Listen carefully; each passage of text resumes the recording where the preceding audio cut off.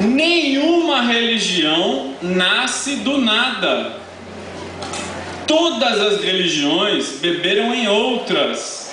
Então, dizer que Umbanda é sincretismo não diminui o seu valor. Dizer que Umbanda é sincretismo não faz com que ela deixe de ser uma religião, porque ela passa a ser uma religião quando ela tem a sua leitura própria acerca dos seus valores. O cristianismo, e mais especificamente a religião católica, nasce a partir de um judeu, que nós chamamos de Cristo, Jesus, um judeu que teve ideias revolucionárias. Esta religião católica nasce com as ideias de um judeu em Roma e vai estruturar sua liturgia a partir do modelo romano de ser e não do modelo judaico. Então o catolicismo também é sincretismo. O judaísmo nasce do encontro de culturas persa, babilônica, sumeriana e outra. Então o judaísmo também é sincretismo. Então não há religião que não seja sincretismo, porque todas beberam em alguma outra. Chegamos ao ponto: Umbanda é religião, porque ela tem a sua leitura, a sua interpretação do universo no qual ela se movimenta. Pois se é religião, tem história, e história é baseada em fatos. Fui juntando essas ideias que eu estou falando para vocês, tentando colocar no papel. Levei a editora Madras. O presidente é o Sr. Wagner Veneziani Costa, também é um cara muito bacana, muito aberto. Vocês podem ver, ele vem publicando títulos de Umbanda diversos e de pessoas as quais muitas ele nem conhece. Há títulos de Umbanda que chegam pelo correio, são avaliadas. Se é bom, publica. Levei esse material para ele, dei um nome. O nome que eu dei para esse material era A Trajetória de uma Religião. Esse era o nome que eu dei, Trajetória de uma Religião. Levei o material na editora. Acho que mais ou menos depois de um ano que eu estava relendo e escrevendo, reescrevendo. Depois de um ano eu levei na editora, apresentei o material para o Wagner e ele me falou, ele me chama de Cumino.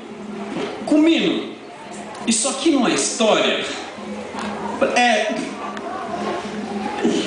Então, meu irmão, isso aqui tem que chamar História da Umbanda. Eu falei, nossa, vocês não têm ideia do que eu senti naquele momento. O homem virar para mim e falar, você quer publicar esse livro? Então ele tem que chamar História da Umbanda. Me deu um gelo. Acho que até uma tremedeira nas pernas. História da Umbanda é um peso. Você publicar um livro com esse título, História da Umbanda, é um peso, é uma responsabilidade. Na hora que ele falou isso, eu falei, meu Deus, era só para ser o capítulo do outro livro lá. E ele me disse, tem que ser História da Umbanda. Se você quer publicar, isso aqui tem que chamar História da Umbanda. Então eu senti o peso da responsabilidade desse nome, desse título. E falei para ele, muito bem, meu irmão, mas para chamar História da Umbanda eu preciso ler mais, eu preciso estudar mais, eu preciso escrever mais. Para poder ter esse nome, falta material. Então foi mais um ano, levou 2 anos e alguns meses para terminar esse material.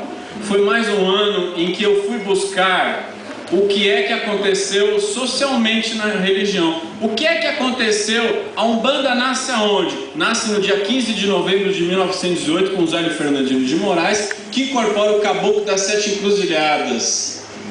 Então eu assumi o compromisso de entender a Umbanda por período. O que é que aconteceu no primeiro momento, no segundo, no terceiro, no quarto, no quinto, na década de 10, de 20, de 30, de 40, de 50, 60, 70, 80, 90 e hoje? O que é que acontece hoje na Umbanda?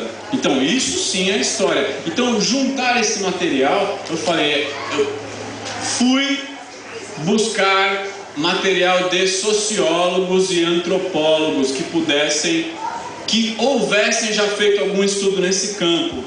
Então comecei pela leitura de Roger Bastide, Maria Helena Vilas Boas Concone, depois fui passando por esses autores e antropólogos que tinham estudado a Umbanda num contexto social e de época, e também recorrendo aos relatos, e fui compreender. Então a gente pega em 1904, existe um livro chamado As Religiões do Rio, publicado por João do Rio, que é o pseudônimo do jornalista Paulo Barreto. Em 1904, ele estuda todas as manifestações religiosas no Rio de Janeiro e não tem Umbanda em 1904. Historicamente, a Umbanda surge primeiro no Rio de Janeiro e depois nos outros estados. Então, se em 1904 não tem Umbanda no Rio de Janeiro, não tem Umbanda em lugar nenhum, porque ela surgiu lá primeiro. Então, a partir deste fato, a gente se sente mais seguro para afirmar que realmente, antes de Zélio de Moraes, que está em 1908, não existia Umbanda. Mas já tinha incorporação de caboclo, já tinha incorporação de preto velho. Ué, e os negros não são médium também? Índio não é médium? Incorporação de espíritos sempre houve. A religião de Umbanda, ela não é apenas a incorporação do índio ou a incorporação do negro. A religião de Umbanda, ela está dentro de um contexto, e posso até afirmar um contexto metropolitano, de uma religião que se estrutura em templo, que a gente costuma chamar de terreiro, tenda, núcleo, abaçá, como você quiser chamar. Mas quando eu penso o que é a religião de Umbanda, eu penso numa religião que acontece num espaço de templo,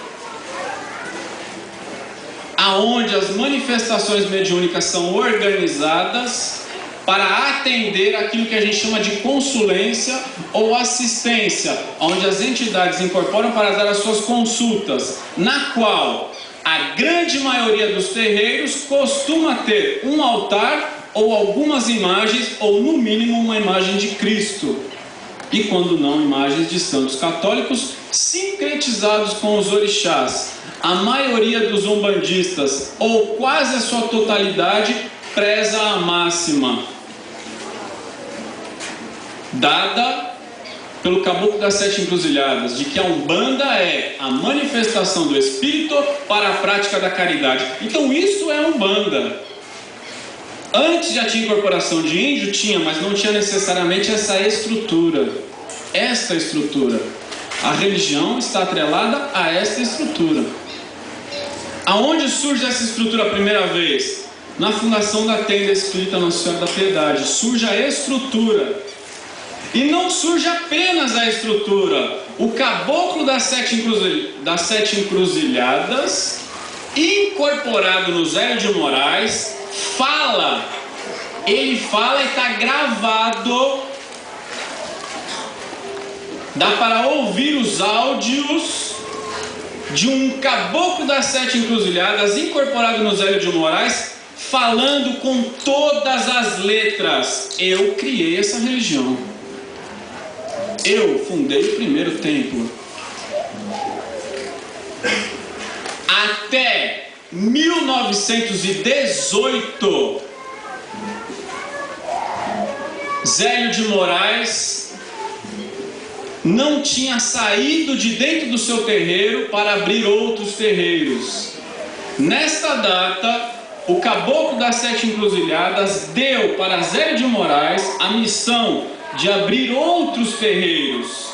Então, só em 1918, só nessa data,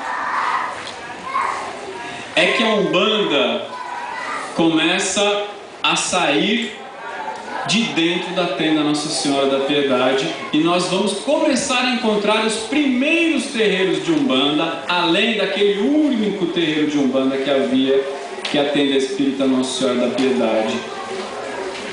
Temos como um fato histórico muito importante que em 1924,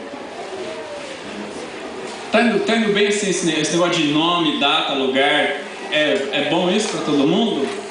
Em 1924, Benjamin Figueiredo